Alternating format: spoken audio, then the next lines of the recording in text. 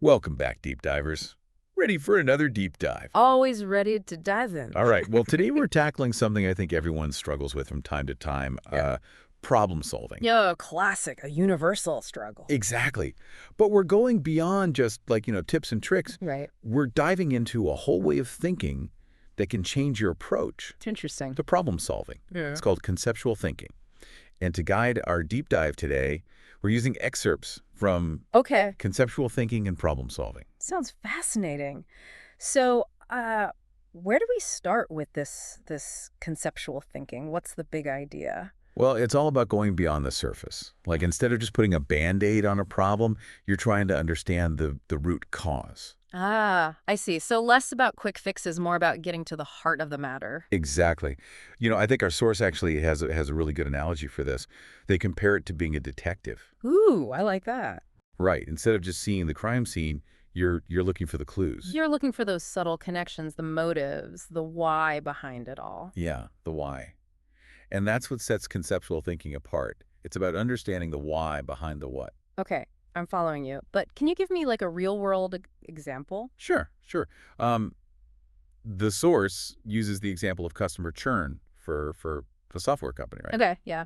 Familiar problem. So instead of just looking at the number of customers who are leaving, a conceptual thinker would ask, They'd ask why. exactly, why are these customers leaving? Like, what are the underlying reasons? Okay, so what kind of questions would they be asking? Well, they might look at things like competition. Are there other software options out there that are better in some way? Or pricing. Right. Is the software too expensive for the value it provides? Yeah, or maybe the user experience. Is the software difficult to use? Does it have all the features that customers need?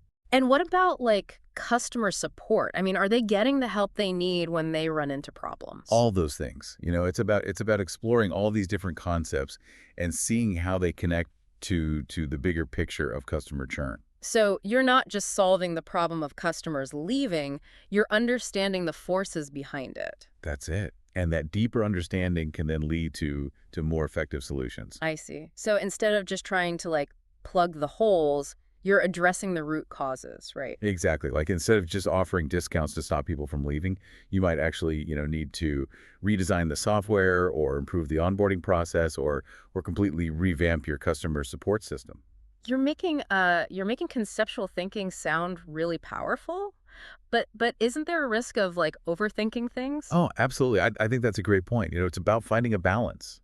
You don't want to get so caught up in the why that you never actually take action. Right, right. Analysis paralysis, as they say. Exactly. So it's about using conceptual thinking to inform your actions, not to paralyze you. So it's like a tool, not a trap. A tool, yeah, a powerful tool that can help you, solve problems in a more meaningful and effective way. Okay, so I'm sold on the idea, but how do I actually use this conceptual thinking thing in my daily life? Yeah, I think that's the million-dollar question, Yeah. right?